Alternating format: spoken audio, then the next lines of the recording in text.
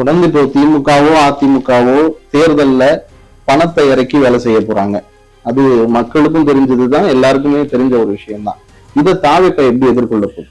1967 அண்ணா எப்படி ஆட்சிக்கு இருந்தார்? அன்னைக்கு பணம் கொடுக்கிற இது இருந்ததா? அன்னைக்கு பணம் உள்ளவன் தான் இருந்தான். காங்கிரஸ்ல நிலத்து மீன்கலங்கள், பண்ணை பிரபுக்கள், ஆலையரசர்கள், தேவாதேவி ஜமீன்தாரர்கள், லைசன்ஸ் தாரர்கள் கட்சி அன்னைக்கு காங்கிரஸ். அது வீழ்த்திட்டு அண்ணா வந்தார்ல, அதே அதிசயம் இங்க நடக்கும். History it self repeat. அதான் அண்ணாவை சொல்றாரு தலைவர், எம்ஜிஆர் சொல்றாரு தலைவர். அது நடக்கும். காங்கிரஸோ மற்ற கட்சிகளோ வரும் பட்சத்துல அவர்களுக்கு அதிகாரத்திலையும் ஆட்சியிலையும் பங்கு கிடைக்குமா? இல்ல, அதுதானே அவருக்கு கோஷமே. தலைவர்கள் விக்கிரவாண்டியில் முதல் கூட்டத்தில் அதான சொன்னார். பேரறிஞர் அண்ணா சொன்னது போல மாநிலத்தில் சுயாட்சி, மத்தியில் கூட்டாட்சின்ற கொள்கை தான் ரொம்ப நாளா இருந்துச்சு.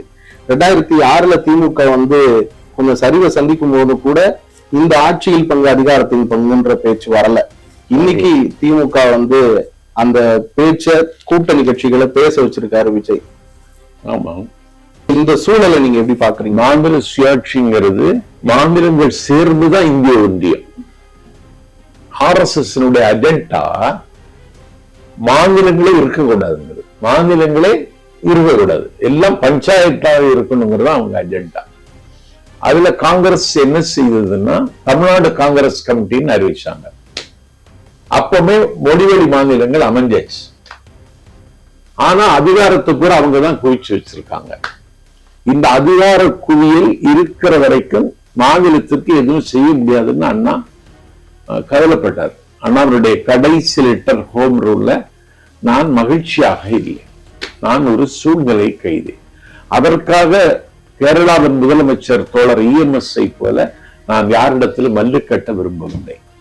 இப்படி முதலமைச்சராக இருந்து எதை சாதிக்க முடியாதவனாக இருக்கிறேன்னு அண்ணா எழுதினாரு.